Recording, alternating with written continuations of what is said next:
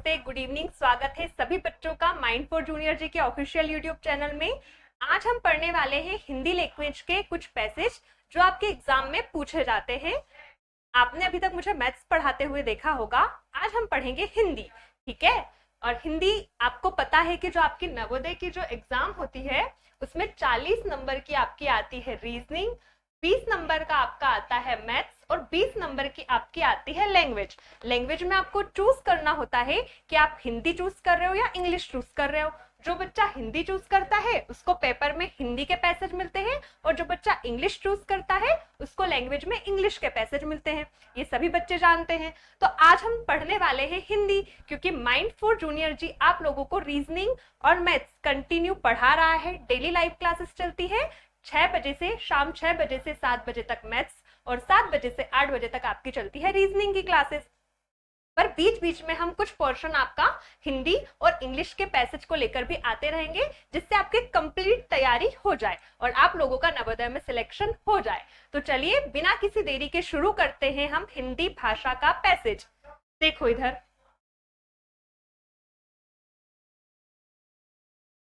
जैसे कि ये रहा पैसेज आपके सामने। सबसे पहले हम ये समझेंगे कि पैसेज को हम सॉल्व कैसे करेंगे। तो उसके लिए हमें क्या करना पड़ता है, जो पैसेज आपके पेपर में दिया होगा या जो आएगा, जैसे कि ये पैसेज है, सबसे पहले हम इस पैसेज को बहुत आराम से पढ़ेंगे, एक एक लाइन का मतलब समझेंगे, उसके बाद जो यहाँ क्वेश्चंस हैं उनको सॉल्व करेंगे। ठीक है। और ये सभी जो क्वेश्चन है ये हमें इस पैसेज में मिल जाएंगे, पर उसके लिए हमें क्या करना पड़ेगा, पैसेज को आराम से पढ़ना पड़ेगा, बिना किसी घबराहट के शांति से पैसेज पढ़ेंगे और उसका मतलब समझेंगे। शुरू करें पढ़ना। चलिए देखो इधर, आपके सामने एक पैसेज है। पहला पैसेज ये रहा, उसमें लिखा है, पढ़ो मेरे साथ। आपने महान पर्यावरणवादी और सामाजिक कार्यकर्ता सुंदरलाल बहुगुणा के बारे में अवश्य सुना होगा। क्या बोलना चाह रही है पहली लाइन कि सुंदरलाल बहुगुणा एक व्यक्ति है, उनके बारे में आपने सुना होगा। क्यों? क्योंकि ये कौन है, ये एक महान पर्यावरणवादी है। मतलब जो पर्यावरण की रक्षा करने वाले व्यक्ति होते हैं ना, वो जो पर्यावरण के प्रति जागरूक है वो व्यक्ति है, और सामाजिक कार्यकर्ता है। सामाजिक कार्यकर्ता मतलब जो समाज के लिए अच्छा काम करते हैं वो व्यक्ति है। उनका जन्म उत्तराखंड के एक छोटे से गांव में हुआ था। सुंदरलाल बहुगुणा का जन्म कहाँ हुआ था, तो उनका जन्म हुआ था उत्तराखंड के एक छोटे से गांव में हुआ था। ठीक है, आगे पढ़ते हैं। उनका गांव ऊंची पहाड़ियों पर हरे भरे वनों से घिरा हुआ था। जो सुंदरलाल बहुगुणा का जो गांव था ना, वो कहाँ था, ऊंची पहाड़ियों पर था और हरे भरे वनों से घिरा हुआ था। मतलब पहाड़ियों के ऊपर कोई जंगल जैसा एरिया होता है, वहां उसके बीच में उनका गांव था। अब आप देखो, वन वन में क्या होते हैं, वृक्ष होते हैं, है ना। वह एरिया जहां बहुत सारे वृक्ष होते हैं उसको हम क्या बोलते हैं, उसको हम बोलते हैं वन या जंगल। इधर देखो, वन मूल्यवान वृक्षों से भरे हुए थे। अब जो वन था वो कैसे वृक्षों से भरा हुआ था, मूल्यवान। मूल्यवान का मतलब होता है कीमती, है ना, बहुत कीमती, या फिर हम इसको बोल सकते हैं जिसकी कीमत हो, महंगे, है ना। ऐसा महंगे मतलब वन के लिए या वृक्ष के लिए यूज करना ठीक नहीं होता, पर आप समझो कीमती, बहुत कीमती या मूल्यवान वहां पर क्या थे, वृक्ष थे। अब क्या हुआ, खेल का सामान बनाने वाली अनेक कंपनियों ने सामान बनाने के लिए पेड़ों की कटाई शुरू कर दी। अब वहां पर क्या था, आसपास कोई फैक्ट्री होगी। जैसे आप किसी मेले में अगर घूमने जाते हैं तो वहां आपने देखा होगा कि आपको बहुत सारे लकड़ी के खिलौने मिलते होंगे, जैसे बच्चों को चलाने वाली गाड़ियां हो गई, या फिर बच्चों को खेलने के लिए जो किचन सेट नहीं आता आजकल वो भी लकड़ी का मिलता है। ऐसे बहुत सारी चीजें जो लकड़ी की मिलती हैं। तो वैसे वहां पर कंपनियां थी, उन कंपनियों ने क्या करा कि इनके घर के आसपास जो वन थे वहां गए, वहां पेड़ों की कटाई शुरू कर दी, और उससे उन्होंने सामान बनाना शुरू कर दिया, और फिर उसको बेचकर वो लोग पैसे कमाने लगे। पर वो पैसे कमा रहे थे, वहां तक ठीक था, लेकिन उसका परिणाम क्या हुआ, उसका परिणाम हुआ कि आसपास के क्षेत्रों में विनाशकारी बाढ़ आनी शुरू हो गई। मतलब पेड़ कटने लगे। अब पेड़ कटने लगे तो उसके परिणाम स्वरूप क्या हुआ कि बाढ़ आने लग गई।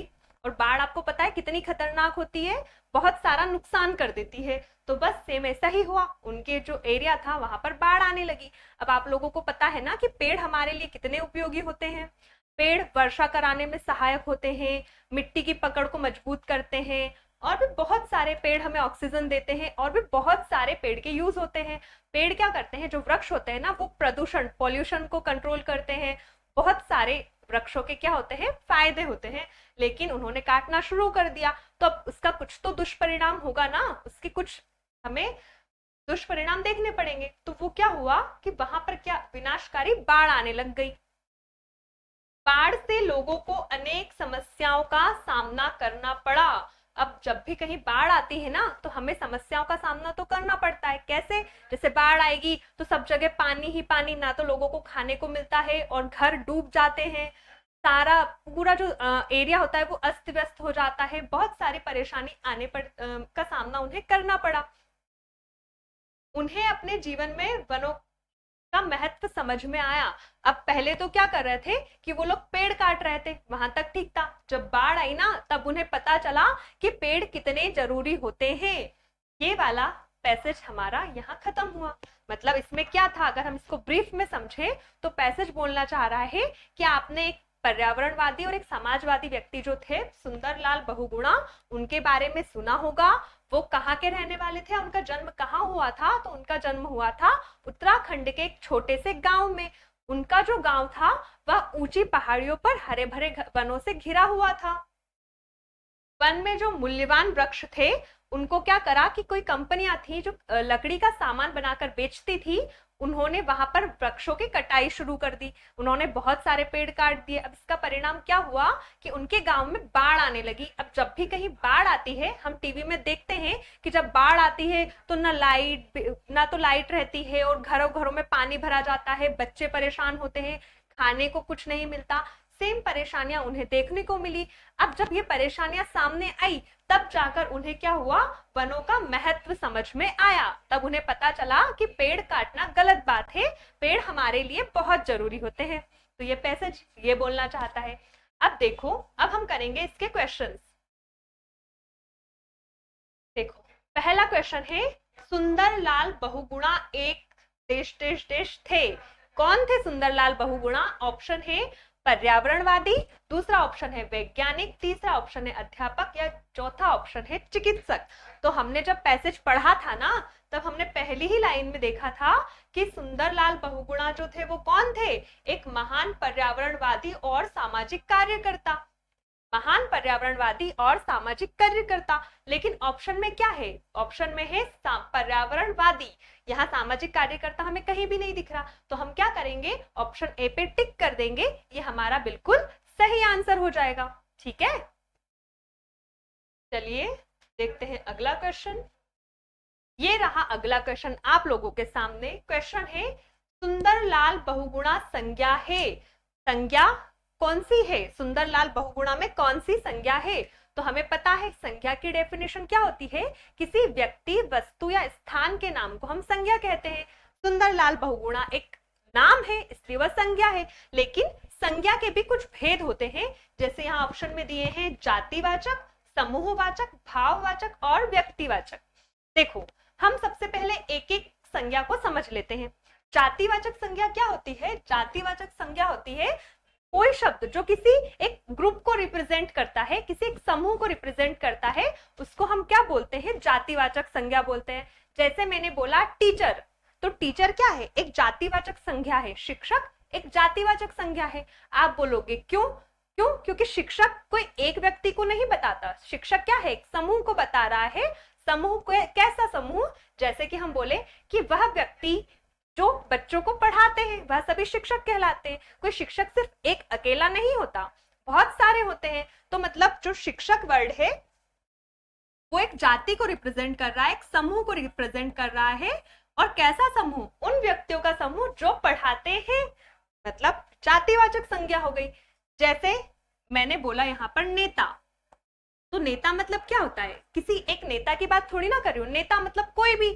जैसे बीजेपी के नेता हो गए हमारे, कांग्रेस के नेता हो गए, आम आदमी पार्टी के नेता हो गए, कोई भी व्यक्ति नेता में आ सकता है, मतलब किसी एक व्यक्ति की बात नहीं हो रही है। अगर मैं यहाँ नाम लिख दूं कि नरेंद्र मोदी, तो वो एक पर्टिकुलर नेता हो गए, लेकिन मैंने किसी का नाम नहीं लिखा, सिर्फ मैंने लिखा नेता। तो अब नेता में तो बहुत सारे लोग हो सकते हैं, मतलब ये एक समूह को बता रहा है, इसलिए कौन सी संज्ञा हो जाएगी? जातिवाचक संज्ञा। जातिवाचक संज्ञा और समूहवाचक संज्ञा एक ही टाइप है, मतलब ये जातिवाचक संज्ञा का एक प्रकार होता है समूहवाचक संज्ञा। तीसरा होता है भाववाचक संज्ञा। भाववाचक संज्ञा क्या होती है? जहां पर भाव दिखते हैं, जैसे रोना, हंसना, गाना। रोना, हंसना, ये सब क्या होती है? भाववाचक संज्ञा होती है, जहां पर हमारे भाव, इमोशंस व्यक्त होते हैं। और व्यक्तिवाचक संज्ञा, व्यक्तिवाचक संज्ञा क्या होती है? जिसमें किसी व्यक्ति का नाम होता है, किसी व्यक्ति के बारे में हम बात करते हैं। तो अगर आप देखो तो यहां पर क्या लिखा है? सुंदरलाल बहुगुणा संज्ञा है। सुंदरलाल बहुगुणा क्या है? एक व्यक्ति का नाम है, इसलिए कौन सी संज्ञा हो जाएगी? ये हो जाएगी व्यक्तिवाचक संज्ञा। ठीक है, सिर्फ इतना याद रखो कि अगर किसी व्यक्ति का नाम आता है, किसी व्यक्ति, वस्तु का, किसी का भी अगर नाम आता है ना, तो वो हो जाएगी व्यक्तिवाचक संज्ञा।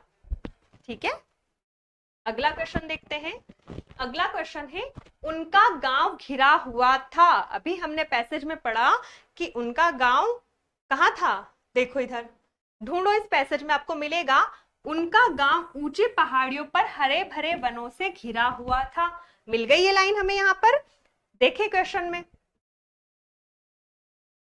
क्या पूछा है उन्होंने? उनका गांव घिरा हुआ था। अभी हमने देखा लाइन में लिखा था, उनका गांव ऊंची पहाड़ियों पर हरे भरे वनों से घिरा हुआ था, मतलब ऑप्शन सी बिल्कुल सही हो जाएगा।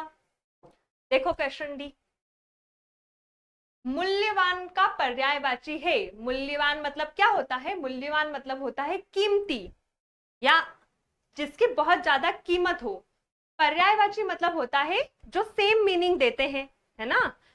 एक होता है पर्यायवाची, एक होता है विलोम। विलोम शब्द क्या होते हैं? जो उसका विपरीत अर्थ देता हो, जैसे कि पाप का पुण्य, ऐसे वो विलोम हो जाते हैं। लेकिन पर्यायवाची क्या होते हैं? वह शब्द जिनका मीनिंग सेम हो। देखो इधर पहला ऑप्शन है आपका घृणास्पद। घृणास्पद मतलब होता है घृणा करने वाला, जिससे हमको घिन होती है, घृणा, नफरत होती है। पर यहाँ पे क्या पूछा है? मूल्यवान। मूल्यवान का मतलब होता है कीमती, बहुमूल्य। अप्रिय मतलब जो हमें पसंद ना हो, वो तो है नहीं, घृणास्पद भी नहीं है। अमूल्य या अनमोल, हाँ ये इसका मतलब हो सकता है। क्यों हो सकता है? क्योंकि अमूल्य या अनमोल, अनमोल क्या होता है? जिसकी कीमत ना लगाई जा सके, अनमोल होता है। और यही वो बोल रहे हैं मूल्यवान। मूल्यवान मतलब कीमती, मतलब ये इसका पर्यायवाची हो जाएगा। अनुपयोगी मतलब, अनुपयोगी का मतलब होता है जो उपयोग में के लायक नहीं हो, जो उपयोगी नहीं हो। लेकिन यहाँ ऐसी कोई बात हो नहीं रही है, इसलिए तीन ऑप्शन गलत हो जाएंगे, ऑप्शन सी बिल्कुल सही हो जाएगा। मूल्यवान का मतलब होता है कीमती और अमूल्य का मतलब भी होता है कीमती,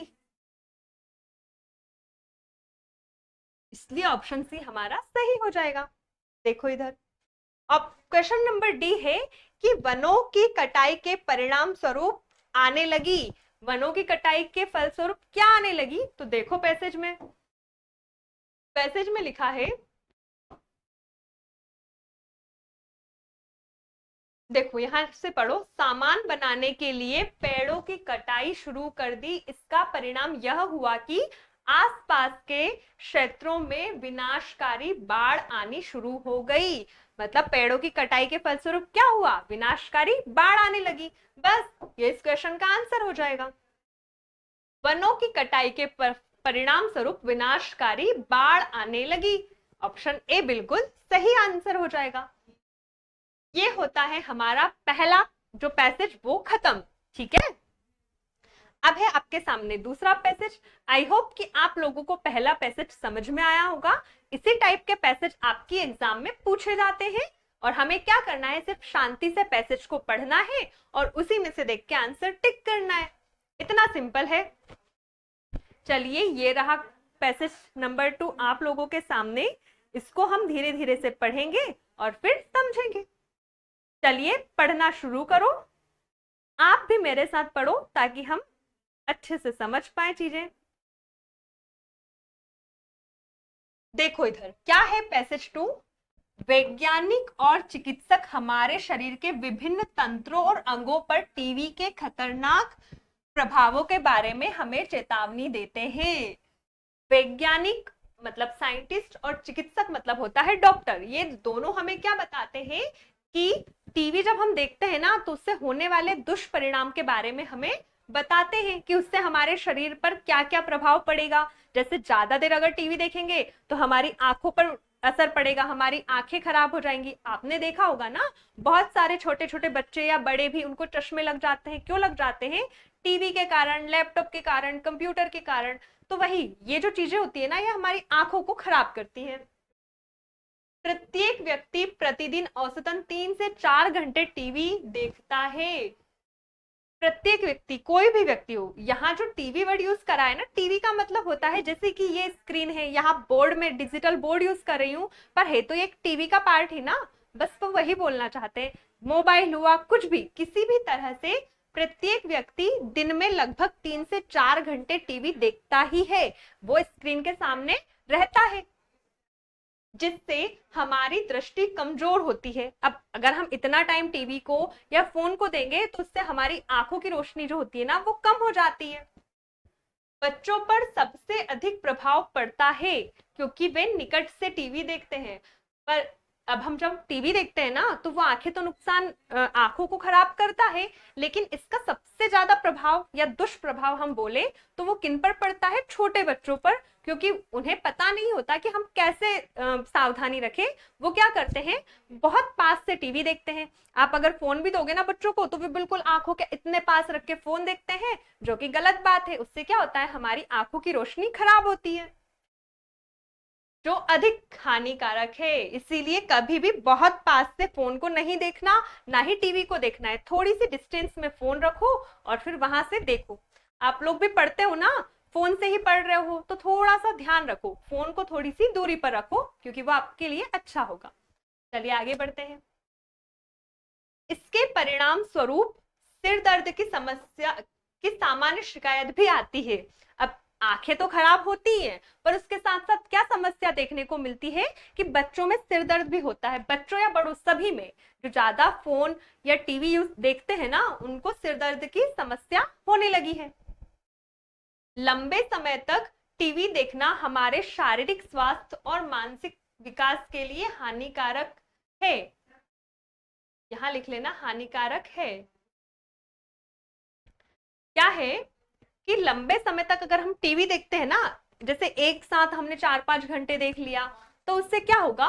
हमारी जो शारीरिक स्वास्थ्य है, मतलब शारीरिक स्वास्थ्य मतलब शरीर से रिलेटेड, जैसे कि आंख हो गई, पीठ हो गई, ये जो भी दर्द होते हैं ना, तो शारीरिक स्वास्थ्य भी हमारा खराब होता है। पर साथ ही साथ हमें मानसिक विकास के लिए भी, मतलब मानसिक विकास भी नहीं हो पाता। मानसिक विकास मतलब बुद्धि का विकास नहीं हो पाता, और बहरापन आ सकता है। क्योंकि अगर इतने टाइम तक हम टीवी की फुल वॉल्यूम में चीजें सुन रहे हैं तो वो हमारे कानों के लिए भी नुकसानदायक है। तो क्या होगा? बहरापन भी आ सकता है ना। बहरापन मतलब सुनाई कम देना।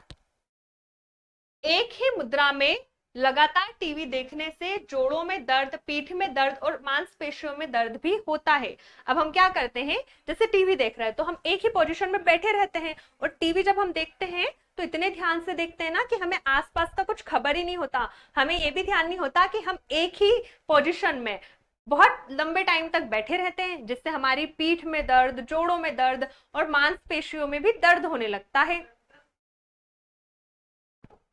टीवी देखते हुए खाना खाने से हमारी पाचन क्रिया ढीली हो जाती है, और ये तो बहुत बड़ी समस्या है। जब हम टीवी देखते हैं तो हमारी पाचन जो क्रिया होती है ना, वो भी ढीली हो जाती है। लेकिन आजकल क्या हो रहा है कि पेरेंट्स बच्चों को जब खाना खिलाते हैं ना, तो वो या तो फोन दे देते हैं और टीवी दे देते हैं कि टीवी चला दी, ताकि माइंड डाइवर्ट हो और बच्चा खाना खा ले।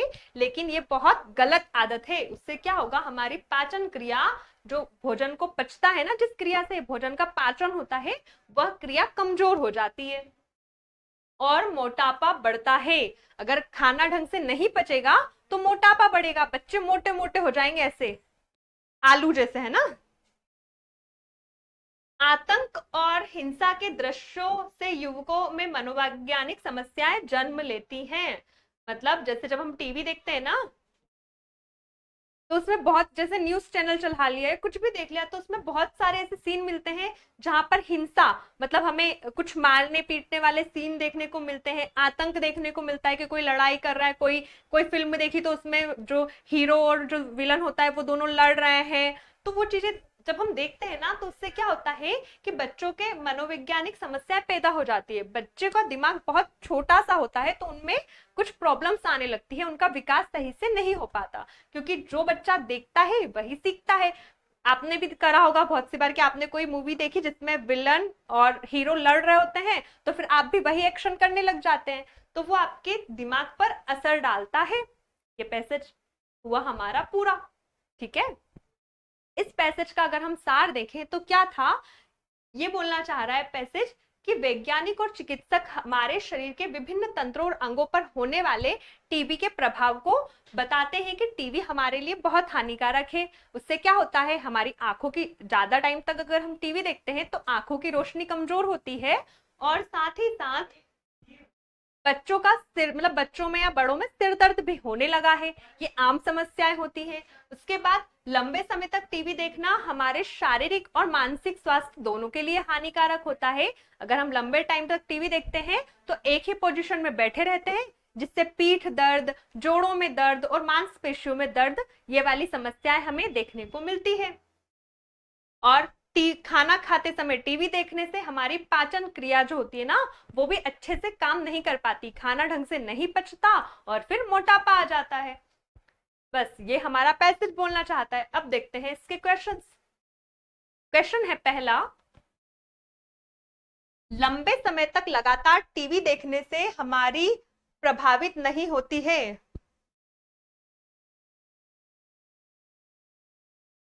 क्वेश्चन में थोड़ी सी मिस्टेक है शायद, एक बार हम देख लेते हैं।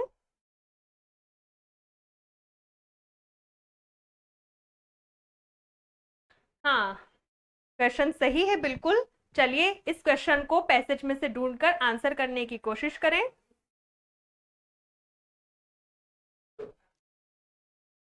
प्रभावित नहीं होती है ना। जब हम लंबे समय तक टीवी देखते हैं ना, तो उससे हमारी क्या चीज प्रभावित नहीं होती। तो अभी हम लोगों ने पैसेज में पढ़ा था क्या क्या प्रभावित होता है। तो क्या प्रभावित होता है, लंबे समय तक टीवी देखने से हमारे शारीरिक स्वास्थ्य और मानसिक विकास प्रभावित होता है। बहरापन आ सकता है, और एक ही मुद्रा में बैठने पर जोड़ों में दर्द, पीठ में दर्द, मांसपेशियों में दर्द होता है, और मोटापा बढ़ता है। ये वाली चीजें पैसेज बोल रहा है। अब देख लेते हैं कि मानसिक स्वास्थ्य के बारे में पैसेज में बात की है, ऊंचाई के बारे में बात अभी तो नहीं हुई। पाचन क्रिया के बारे में बोला है ना कि जब हम फोन देखते हुए या टीवी देखते हुए खाना खाते हैं तो हमारी पाचन क्रिया कमजोर हो जाती है, तो इस बारे में भी बात की है। भार, भार मतलब होता है वजन। भार मतलब क्या होता है, वजन। तो ये भी पैसेज में बताया है कि जब हम लंबे समय तक ऐसे फोन के सामने या टीवी के सामने खाना खाते हैं ना, तो मोटापा बढ़ता है, तो मानसिक स्वास्थ्य भी बिगड़ता है, पाचन क्रिया भी बिगड़ती है, मोटापा भी बढ़ता है, लेकिन इसका ऊंचाई से कोई लेना देना नहीं है। मतलब लंबे समय तक लगातार टीवी देखने से हमारा प्रभावित नहीं होता। क्या प्रभावित नहीं होती, ऊंचाई प्रभावित नहीं होती, मानसिक स्वास्थ्य प्रभावित होता है, पाचन क्रिया प्रभावित होती है, और वजन बढ़ता है, मतलब ये भी प्रभावित होते हैं। तो इसका सही आंसर हो जाएगा बी। चलिए ये रहा अगला क्वेश्चन आप लोगों के सामने, इसको पढ़ो और सॉल्व करने की कोशिश करो। क्वेश्चन है, आतंक और हिंसा के दृश्यों से युवाओं में मनोवैज्ञानिक समस्याएं जन्म लेती हैं। मनोवैज्ञानिक समस्याओं का संबंध से संबंधित समस्याओं से है। आतंक और हिंसा के दृश्य जब हम देखते हैं तो मनोवैज्ञानिक समस्याएं जन्म लेती हैं, ये पैसेज में बोला है। तो मनोवैज्ञानिक समस्याएं क्या है, मतलब मनोवैज्ञानिक समस्याओं का संबंध किस समस्या से है, ये क्वेश्चन बोलना चाह रहा है। देखो, मनोवैज्ञानिक समस्या क्या होती है कि हमारे मन में जो चलता है, मनोवैज्ञानिक समस्याएं मतलब हमारे मन में और जो दिमाग में समस्याएं चलती है वो। मनोवैज्ञानिक समस्याओं का संबंध पाचन क्रिया से बिल्कुल भी नहीं है। क्यों? क्योंकि पाचन क्रिया कैसी समस्या है, शारीरिक समस्या है, शरीर से रिलेटेड समस्या है। श्रवण क्षमता, श्रवण मतलब होता है सुनना, मतलब बहरापन। बहरापन भी क्या होता है, हमारी शारीरिक समस्या है, शरीर से रिलेटेड है ना, कान शरीर का एक अंग है, तो मतलब ये भी हमारी मानसिक समस्या नहीं है। इधर देखो, हृदय, हृदय मतलब होता है हमारा हार्ट, हार्ट, तो ये भी कैसा है, एक शरीर का अंग है, शरीर का हिस्सा है, तो ये कैसी समस्या है, ये शारीरिक समस्या है। लेकिन दिमाग, दिमाग मतलब क्या है, मन दिमाग, ये मनोवैज्ञानिक समस्या है ना, तो ऑप्शन ए इसका बिल्कुल सही आंसर हो जाएगा। अगला क्वेश्चन ये रहा आप लोगों के सामने, देखो क्वेश्चन क्या है, टीवी देखने का प्रभाव बच्चों की दृष्टि पर सबसे अधिक पड़ता है क्योंकि, ऑप्शन है उनकी पाचन क्रिया ढीली हो जाती है, टीवी देखते हुए वे गलत मुद्रा में बैठते हैं, वे टीवी को बहुत निकट से देखते हैं, वे टीवी देखते हुए खाना खाते हैं। सभी समस्याएं हैं, लेकिन पूछा क्या है उन्होंने, पूछा है कि टीवी देखने का प्रभाव बच्चों की दृष्टि पर, कहां पर, दृष्टि पर सबसे अधिक पड़ता है। दृष्टि मतलब आंखों से रिलेटेड है ना, दृष्टि पर सबसे अधिक पड़ता है, क्यों पड़ता है, क्योंकि वे बहुत निकट से टीवी देखते हैं, बहुत पास से टीवी देखते हैं, इसलिए ऑप्शन सी बिल्कुल सही हो जाएगा। अगला क्वेश्चन आपके सामने रहा, ढीली का समानार्थी शब्द है, ढीला होना, ढीला होना मतलब ऐसा बोल सकते हैं ना, कमजोर होना, तो ये इसका समानार्थी शब्द है। समान अर्थ कौन देता है, समानार्थी मतलब जो बिल्कुल इसके जैसा साउंड करे या इसके जैसा अर्थ दे। तो देखो, शक्तिपूर्ण, शक्तिपूर्ण मतलब होता है पावरफुल, है ना, पर ढीला मतलब क्या होता है, कमजोर, और शक्तिपूर्ण मतलब होता है पावरफुल, तो ये तो अपोजिट हो गए, विलोम हो गए, मतलब ये इसका आंसर नहीं होगा। हमें क्या चाहिए, समानार्थी जो एक जैसा अर्थ दे। व्यस्त, व्यस्त का मतलब होता है बिजी होना, है ना, और ढीला का मतलब क्या होना, कमजोर होना, ढीला होना, तो व्यस्त और ढीला दो अलग अलग वर्ड है, तो ये भी इसका आंसर नहीं होगा। तीसरा वर्ड है घोरे, घोरे तो ढीले से कोई संबंध नहीं है। चौथा शब्द देखो, तीव्र शब्द का विलोम है, तीव्र मतलब क्या होता है, तेज, तीव्र मतलब होता है तेज, और तेज का विलोम क्या हो जाएगा, तेज का विलोम होगा ढीला, तो ये इसके जैसा अर्थ दे रहा है, तीव्र का विलोम ढीला और ये भी ढीला, मतलब ऑप्शन डी बिल्कुल क्या हो जाएगा, सही। तीव्र का अपोजिट हो जाता है हमारा धीमा, धीमा और ढीला समानार्थी है, इसलिए ऑप्शन डी बिल्कुल सही हो जाएगा। चलिए अगला क्वेश्चन है आप लोगों के सामने, अनुच्छेद में प्रयुक्त हानिकारक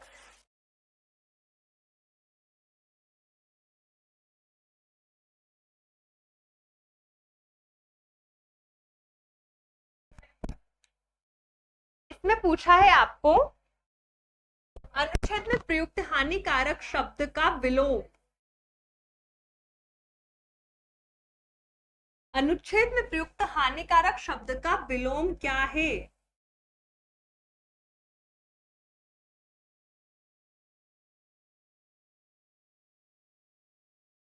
हमें बताना है हानिकारक शब्द का विलोम मतलब अपोजिट, उसका उल्टा अर्थ देने वाला शब्द कौन सा है। तो पहला ऑप्शन है आपका अहितकर, दूसरा ऑप्शन है आपका निराशाजनक, तीसरा है उपयोगी और चौथा है खतरनाक। तो जल्दी से बताओ क्या आंसर होगा इस क्वेश्चन का, समझो क्या बोलना चाह रहा है क्वेश्चन और इसका आंसर करो।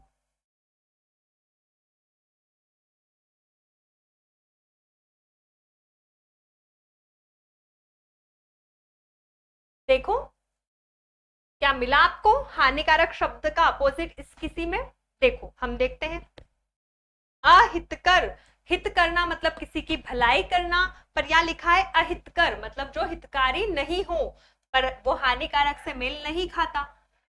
दूसरा है हमारा निराशाजनक, निराशाजनक मतलब उदास, हानिकारक और उदास तो लगभग एक ही जैसे वर्ड है, तो ये भी नहीं है। हानिकारक वर्ड कैसा है, नेगेटिव वर्ड है, नकारात्मक वर्ड है ना। खतरनाक मतलब डेंजर, तो हानिकारक और खतरनाक एक जैसे वर्ड है। यहाँ पूछा है विलोम मतलब जो इसका अपोजिट अर्थ देता हो, तो उपयोगी, उपयोगी मतलब क्या होता है, उपयोगी मतलब होता है हमारे उपयोग के लायक, और हानिकारक मतलब जो हमारे लिए खतरनाक हो, इसलिए उपयोगी इसका बिल्कुल सही आंसर हो जाएगा। चलिए यहाँ होते हैं हमारे 2 पैसेज कंप्लीट। अब अगली क्लास में हम 2 पैसेज और कवर करेंगे। ऐसे धीरे धीरे हम अब आपके जो हिंदी का पोर्शन है वो कंप्लीट कर लेंगे, ताकि आपकी हिंदी की तैयारी भी साथ साथ चलती रहे और अच्छे से हो जाए। अगर आपको कुछ शब्द समझ में नहीं आए या पैसेज में जरा सी भी कोई दिक्कत आई हो तो आप कमेंट सेक्शन में बताना। जब भी हम नेक्स्ट क्लास लेकर आएंगे या फिर मैं डेली आपको मिलती हूँ शाम 6 बजे लाइव, आप मुझसे वहां डिस्कस कर सकते हैं। अगर क्लास आपको अच्छी लगी हो तो लाइक करना बिल्कुल भी ना भूलें और अपने दोस्तों के साथ क्लास को शेयर करें। ठीक है, चलिए तब तक के लिए बाय, अपना ध्यान रखना।